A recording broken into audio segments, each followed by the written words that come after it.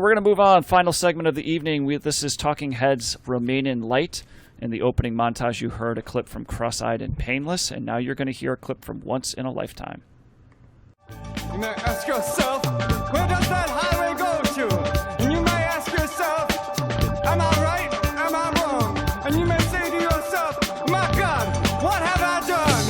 Letting the days go by, let the water hold me down. Letting the days go by, water flowing underground into the blue again, into the silent water, under the rocks and stones. There is water underground. Letting the days go by, let the water hold me down. Letting the days go by, water flowing underground into the blue again, after the money's gone. Once in a lifetime, water flowing underground. Same as it ever was, same as it ever was, same as it ever was. Look where my hand was. All right, so Talking Heads Remain in Light comes in at number 3 in the 1980s on Best Ever Albums. Number 1 in 1980, number 29 of all time. It is Talking Heads' highest rated album on Best Ever Albums, considered by many to be their magnum opus. And it does come in at number 39 in Rolling Stone, so very high rankings across the board. I'm sure it's an album we need to hear before we die as well. So this is their Talking Heads' 4th studio album. It's the 4th out. We've covered the other 3 as well, actually. So we're 4 for 4 with Talking Heads. Album was recorded in the summer of 1980, and it was released on October 8th, 1980. It was recorded in 2 different places, partially in the Bahamas and partially in a studio in Philadelphia, which I don't know if we've covered too many albums that were actually recorded in Philadelphia. I didn't know that was known for any recording studios, but it was here. It was produced by Brian Eno, and this is the last album that Brian Eno produced by the Talking Heads. This album sold pretty well. It peaked at number 19 in the United States and number 21 in the UK. Includes two singles, Once in a Lifetime and Houses in Motion. John, you got something to say? Yeah, doesn't David Byrne do an album with Brian Eno though? I think we're covering it if I remember correctly. I will get to that, John. Okay, sorry. I That's apologize. Okay. And this is another one of those Library of Congress albums, Josh, that you've mentioned before that was added to the National Recording Registry, inducted or placed in there in 2017, so just a couple years ago. And so a little bit of background on this record. In January of 1980, the band returned to New York after touring behind 1979's Sphere of Music, which we covered a while back. And they decided to take some time for some side projects. Keyboardist, guitarist Jerry Harrison produced an album for Nona Hendryx. Anybody hear of Nona Hendryx before?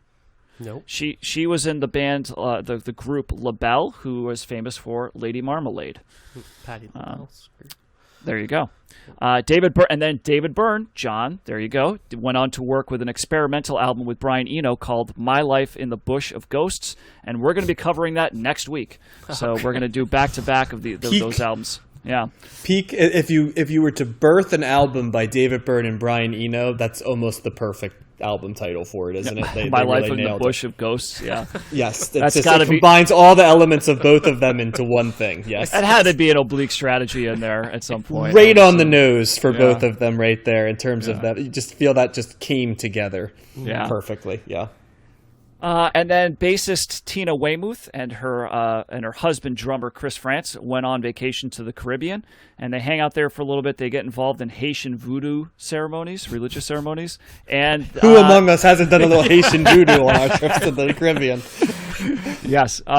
And they ended up they finished their vacation by buying an apartment above the studio where they recorded more songs about buildings and food, which was their second album.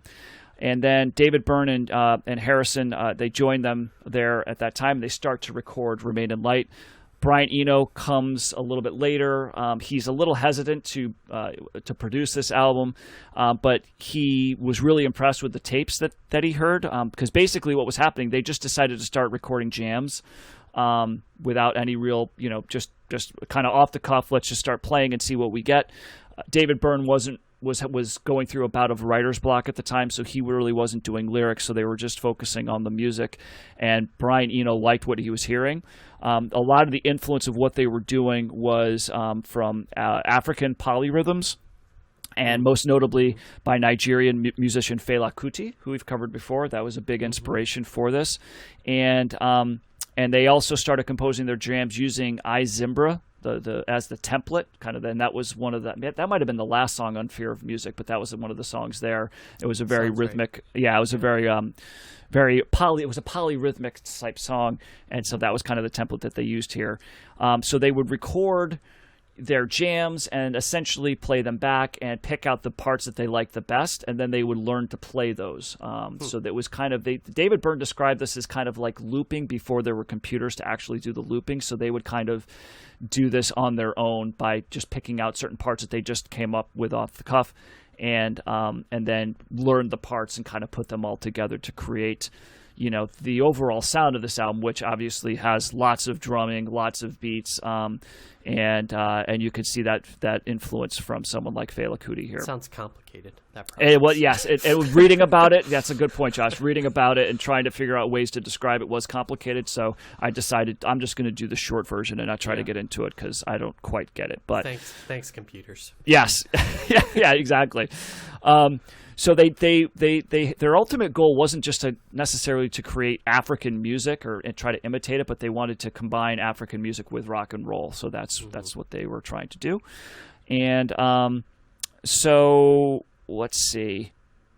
Yep. So they do a lot of the recordings there. Like I said, David Byrne didn't really do too much lyrics. The lyrics were written when they came back to the United States, to New York, and then to Philadelphia. And David Byrne decided I'm really struggling here, so he just decided to start riffing. It's a lot of stream of conscious, just stuff off right that, and that was off the cuff too. So a lot of this is, a lot of this is just very much just start doing something and see what happens, like throwing stuff to the wall. They're not really sitting down writing stuff, maybe that they in the ways that they did before.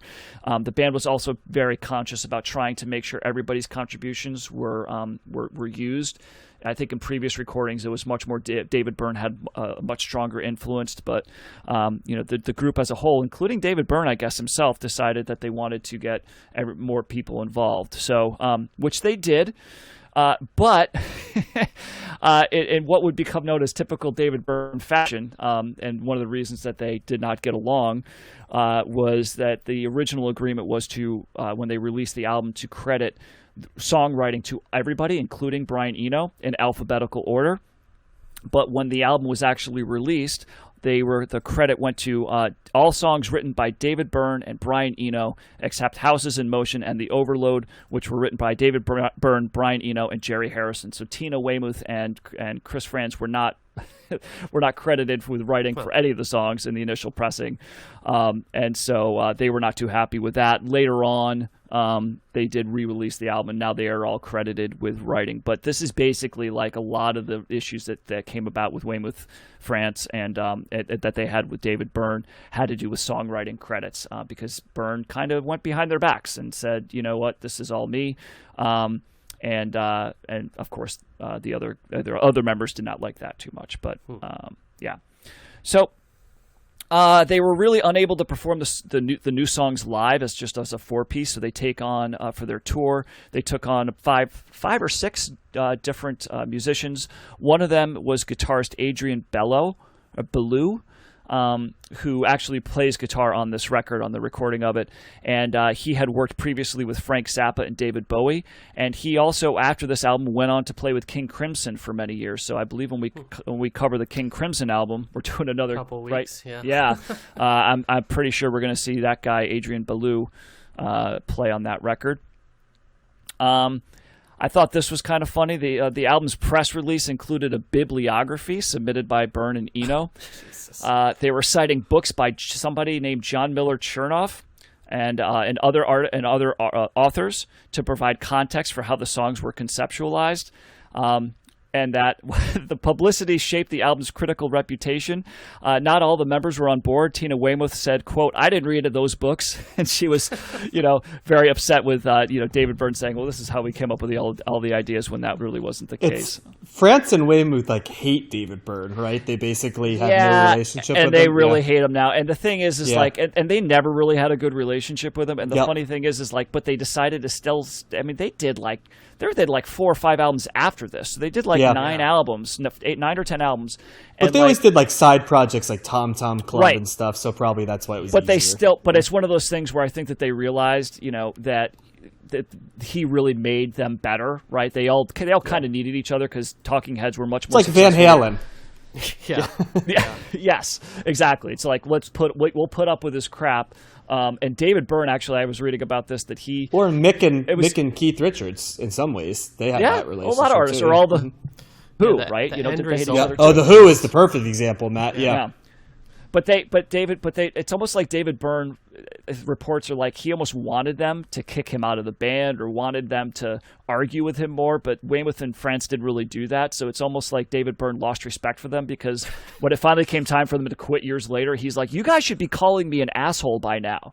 It's like, why? He's not respecting them because they're not really standing up to him. But it's a complicated relationship for sure. But yes, you're right, John. Weymouth and France went on to form Tom Tom Club shortly after this. And they do release, I'll just finish it up here, they do release several more albums which had some of their biggest hits on them, including Burning Down the House, Wild Wild Life, Road to Nowhere, songs like that. Byrne left the band in 1991. The rest of the band members found this out through reading an interview that he gave for the Los Angeles Times, basically saying, but he was frustrated that the interviewers kept on asking him questions about the Talking Heads, and he basically just said, "You know what? They're over. We're done anyway. So stop asking me about them." So that's how they found out that he was done. The other 3 members of the band toured as Shrunken Heads, and then released an album in 1996. John's going to love this. I'm sure you know of this, John. They released this album under the name Heads, and the title of the album is No Talking, Just Head. I do not know that, but on the nail. So Tom Tom Club is still around, I believe. David Byrne obviously has a successful solo career, and Jerry Harrison became a prominent producer for many artists over the years, including Violent Femmes, Fine Young Cannibals, Live, Crash Test Dummies, and No Doubt. Wow. Yeah, so he's I had not thought of in a long time. Yeah, he wasn't just he did Throwing Copper and I think he's done all. Yeah, are we covering Live? I don't know. Live. We should cover Live. Should, that's an album we need to hear before we die, John. Yes. So the band did reunite in 2002 when they were inducted into the Rock and Roll Hall of Fame. They played a few songs for that. And in Chris France's book, he mentioned that in the after party for the Rock and Roll Hall of Fame, David Byrne just left, including leaving his wife there. He just kind of ghosted his wife, and he made the comment to France on his way out that his marriage was over. So he made the decision after getting inducted to the Rock and Roll Hall of Fame that he was going to leave his wife after they were married for 20 or 30 years or something. So he is a complicated guy, David Byrne. Whenever I read about him, his artistic abilities are you just read about him and you're like, wow, this guy's interesting, and also I really would never want to work with him. It's both. Yeah. He's actually, I think in interviews, he's actually mentioned that he either thinks or he was recently diagnosed as being on the spectrum. So there's some acknowledgement that there's that makes sense. Yeah, that there's that going on there. So we are actually going to cover Talking Heads one more time with Speaking in Tongues. Right, that's going to be a cold listen. That was released in 1983. So we're not totally done, but this is the big one. I think, Josh, it's your turn to go. What'd you think of Remain in Light? Well, another album that really, like the Feelies, kind of improved the more I listened to it. Is there a more consistent band that we have covered so far than the Talking Heads? Because they're 4 for 4 in my mind right now. Well, there were the Beatles, so okay. We're 9 for 9. Classic. So, okay. So we'll see if they beat that. But I really love what the Talking Heads do, and this is no exception. I don't know if this is the apex or what I consider their best album so far. Didn't you say this is their highest rated, Matt? Oh yeah, this is the grand poobah. Yeah, their apex. I don't know if this captures like what they were ultimately trying to do. I'm sure Eno had a hand in that, but I enjoyed it just as much as the other albums that we've heard of theirs. I really like the polyrhythmic thing that goes on in this. That's a strong appeal I have found for me. I'm trying to think of other bands that do polyrhythmic that I've heard. I don't think I've heard them enough and respond to them in the same way that I do the Talking Heads. They're just something that they do, and all of the people in the group are so talented, getting to Weymouth and the other percussionists and rhythm section, that they're just like on another level, and there's like so much layering going on and kind of like different. They're kind of all going at their own beat, it feels like, at some time, out of the pocket, I guess, as John would say, at times. But then it all comes together, and it really works for me. David Byrne on this album seems to kind of be front and center at times and fade into the background at other times. Like you said, Matt, I really got the kind of stream of consciousness feel on a lot of the songs. He's just, I mean, Once in a Lifetime is kind of like that with some of the lyrics. Yeah. And that's the most famous song on here by far. I really like the guitar solo at the end of The Great Curve. I feel like that was that's a great song in general. I really love the energy and the faster pace of the percussion on that. There's like bongos on that too, multiple people singing, chanting, and then the guitar solo. So it's like all of these things come together in a way that only the Talking Heads seem to be able to do. I like House's Emotion a lot. I think there's that bass line in that is great. But the music, I don't know. David Byrne's voice is so singular, but I often don't pay attention to what he's saying a lot of the time. Or it takes multiple listens before I do reach that level. It is really the music and kind of the sound of his voice is like what I pay attention to and what stands out. The Overload is an interesting last song to end on. It's kind of slow and dark and out of step with the rest of the album, although it is kind of, on the other hand, of piece with what they try and do. It's polyrhythmic in its own way, but the pace is much different than the rest of the album. Yeah, it's Talking Heads are great. They're quickly becoming one of my favorite bands to listen to when we do it, to the point where I'm like, I wish we could just do the rest of their albums so we can have the complete discography. But I've always loved Stop Making Sense, their live album, which is their second live album, and the accompanying music documentary video that goes along with it. But yeah, this is a big thumbs up for me. John? Okay, I guess that would be me, right? Yes. So yeah, sorry, I was not sure if you finished there. Yeah, this is mind with my yeah.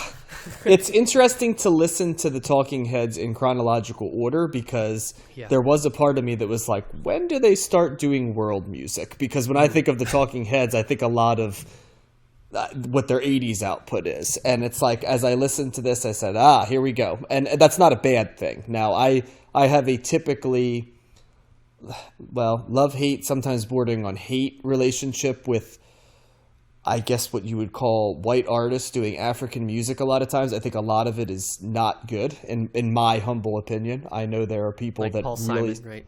You named Graceland and some of the Peter Gabriel stuff. There's just a lot of... in the 80s, it became a thing, right? Where a lot of people like sort of explored that and brought in stuff. And I think my take is always, well, if I wanted to hear Fela Kuti, I'd hear Fela Kuti, right? Like, because I loved expensive shit, right? And so I don't know if I need it, run through Vanguard, filter.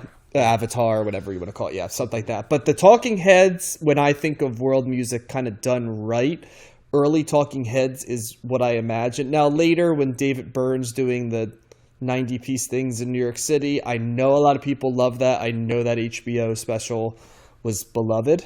I think Spike Lee.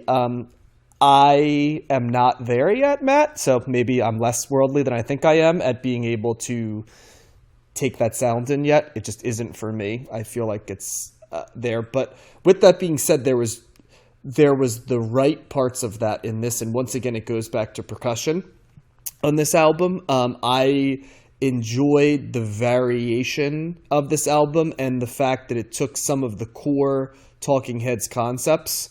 The Talking Heads are such an interesting band because David Byrne is such a singular lead singer. That he's an instrument in its own right. And like I said, on the first album, I found him kind of like to be an abrasive instrument where it's like, stop playing that instrument. I want to hear the rest of this.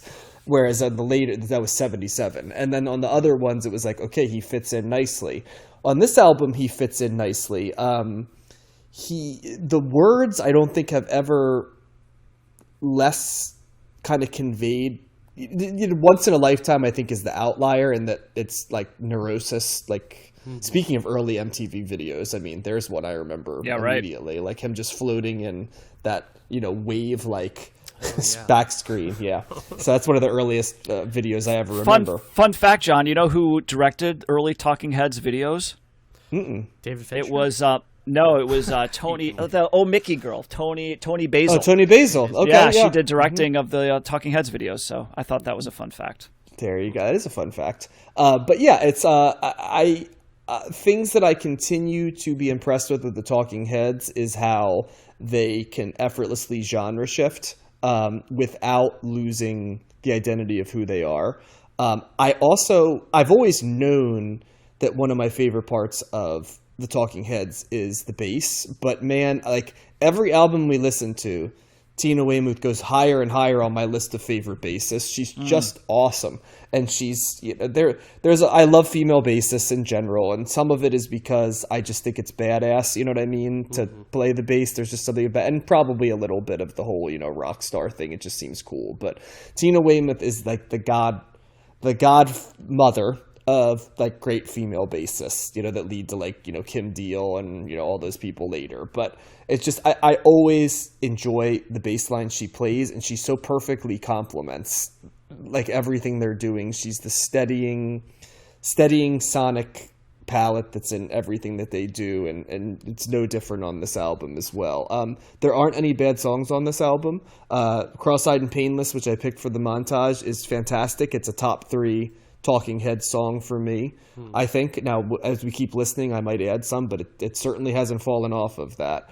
I like Born Under Punches, The Heat Goes On, the opener. I like that too a lot. It immediately establishes that this is going to be a different type of Talking Heads album, and immediately it's like, okay, got it. This is going to be more world music, right, and more percussion heavy along the way. And then of course they stick Once in a Lifetime at 4, and I love the way it gets toward the end too. Seen and Not Seen and Listening Winds, the penultimate, right, is Listening Wind, and I don't know what third from the end is, but that's Seen and Not Seen is something like that. But those are also great albums. But yeah, I really like this album. If I'm looking at Talking Heads albums we've covered so far, I would put it number 2, I think, for me. Yeah, I think I would put it number 2. That's a really good question, Josh. I might have to think about it. I kind of threw that out. You said, oh, you got to think about it. Okay. I got to think about it because I said 2, but I'm not sure. I'll have to think about it. But I know that Talking Heads 77 is my 4. It's just kind of where I put the other ones. Sure. So, yeah, maybe I shouldn't have jumped to that. But yeah, like you said, there hasn't been a bad one yet. And I always enjoy when we get to them. And they're a fun marker of the 70s because they've done an album each year. 77, 78, 79, 80. So it's kind of like each year we get a new feel. Yep. But I think they take a break after this, don't they? Yeah, they for 3 years. Okay. You get 83 is the next one. So, yeah. Okay. Although they put out a live album between.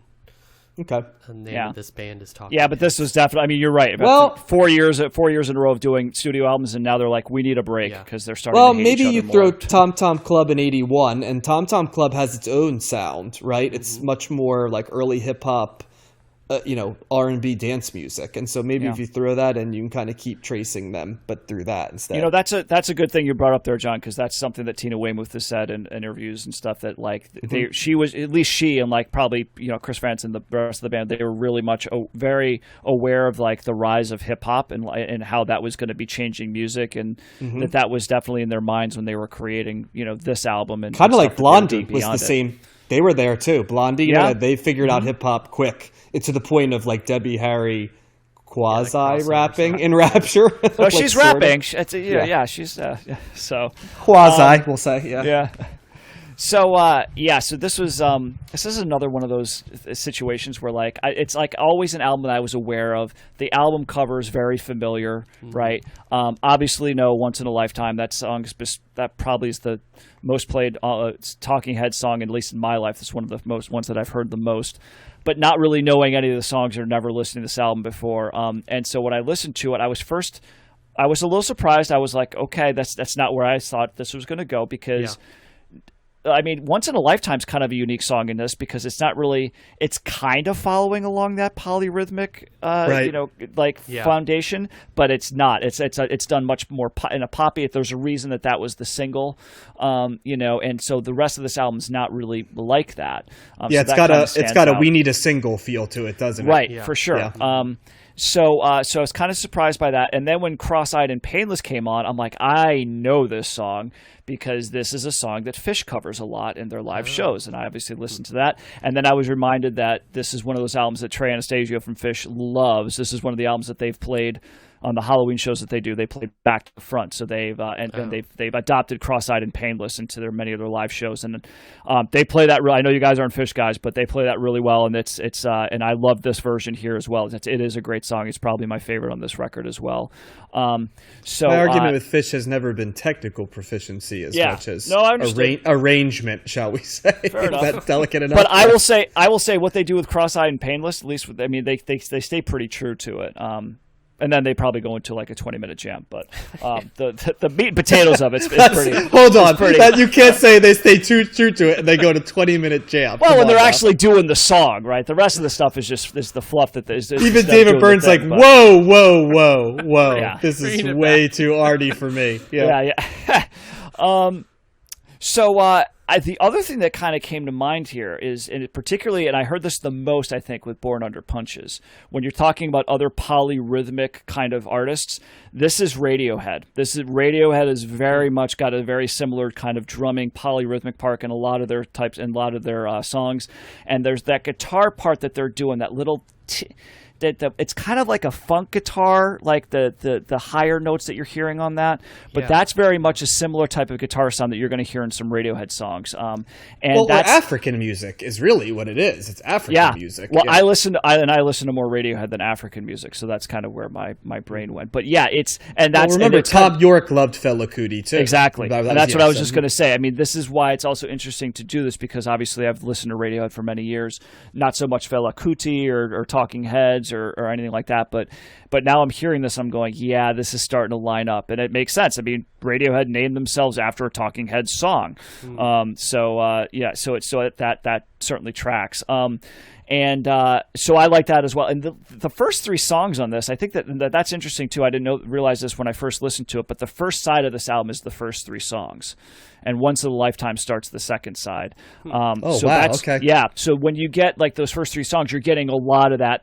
Those are the main kind of like the polyrhythmic type songs on this, and then it's the second side is known as it being a little bit more introspective, or they deviate a little bit. They come back with Houses in Motions, very much like that could have fit in with the first three songs as well.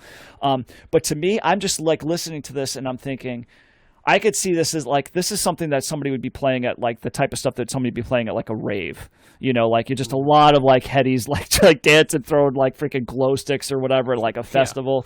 This has got that very much like that feel, when I hear those types of songs. And then, it takes a real interesting turn towards the end, particularly with the Overload, because that to me was a Joy Division song. I mean, it's like, okay, let's just do this Ian Curtis kind of like Joy Division song, and it's exact that could have been on Closer, or Closer, so I like that as well. It's a really cool way to end it. I mean, I think I like the the first half better overall, but I don't mind that they do something a little different towards the end, and I really like the way that they end the overload there. That's just a really cool. It's kind of creepy. It is a darker sounding kind of thing. I mean, the beginning of the album is very happy and upbeat and kind of like lively, right. And then it goes like down this darker corner. Overload sounds like Love Will Tear Us Apart, which is like the only Joy Division song we didn't cover because somehow it didn't end up on either of their albums. Love Will Tear Us Apart's much more upbeat than that. I mean, this but is what I'm like, saying is sonically. I know, it's like right. I'm just saying like the Ian Curtis voice on that, I guess, is what David. You know what I'm saying? Well, the whole right, song sounds like it could have been on either one of those Joy Division records, right? Like just the. Yeah, and so I didn't read a whole lot. I actually read that there was some report or something that said that they had actually done that song before they really knew about Joy Division, which would make sense. I mean, this is like the summer of 1980. Joy Division. Yeah. Their album, their second album just came out. They weren't that huge, and so maybe, but like it could be on it absolutely could be on a Joy Division album. But I like this a lot. I am really struggling with my rankings of the Talking Heads albums, and I think I need to go back to Talking Heads 77 and more songs about buildings and food, because those were true cold listens for me. I've only listened to them once, whereas this and Fear of Music I've listened to multiple times. I could definitively say I like this better than Fear of Music. And I would probably say Fear of Music might be my least favorite of the four. But it's really good. Talking Heads is a great find, and lots more stuff up my alley here. I'm glad we're going through this, because this is a great album. I think Fear of Music might be my favorite. The more I think about it. Wow. Yeah. Mm-hmm. It would be interesting, Matt, to do a double listen of a Talking Heads album than a Radiohead album to see like kind of where. Yeah, there's definite. Line up. It's obviously it's not 100%, but there were elements here for the first time. I was like, I'm seeing this, and if you listen to like there's some out like there was that King of Limbs album that Radiohead did when they toured behind that. They had to get the Portishead drummer because they didn't have enough. That Phil Selway couldn't do all the drumming on his own. So they definitely picked up on some of the template of that, because they have a lot of that. They do have that polyrhythmic thing going on, which tracks because we already said that Tom York was really influenced by Fela Kuti, and it's cool seeing all this stuff fit together. The puzzles, the pieces are kind of coming together and making more sense for me. So yeah. Yep. Nice. Yeah, so I think sounds like 3 thumbs up on this one too. Yeah, definitely.